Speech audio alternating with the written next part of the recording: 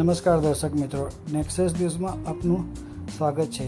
પ્રધાનમંત્રી નરેન્દ્ર મોદીએ દેશને આત્મનિર્ભર અને આર્થિક રીતે સશક્ત બનાવવા માટે આર્થિક આત્મરક્ષાનો મંત્ર આપતા 7 અપીલો કરી હતી, જેને ગુજરાત રાજ્યના રાજ્યપાલ આચાર્ય દેવવ્રતજીએ ખરા અર્થમાં ચરિતાર્થ કરી છે।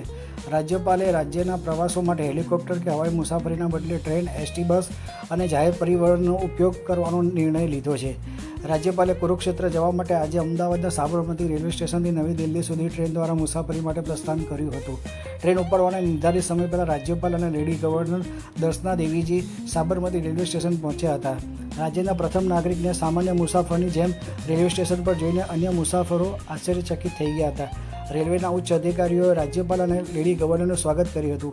આ અવસરે રાજ્યપાલે સાબરમતી રેલવે સ્ટેશન ખાતે ચાલી રહેલા વિકાસ કાર્યોનું પણ નિરીક્ષણ કર્યું હતું। ઉલ્લેખનીય છે, હૈદરાબાદમાં પ્રધાનમંત્રી દ્વારા કરવામાં આવેલી 7 અપીલોને માન આપીને રાજ્યપાલે આ જાહેર કર્યું હતું કે જ્યાં સુધી પેટ્રોલિયમની સ્થિતિ સામાન્ય ન થાય ત્યાં સુધી તેઓ મોંઘી હવાઈ મુસાફરી ટાળશે।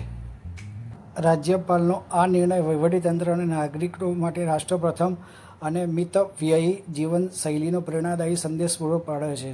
દર્શક મિત્રો, આવા સમાચાર જોવા માટે મારી ચેનલ લાઈક કરો, શેર કરો, સબસ્ક્રાઈબ કરો।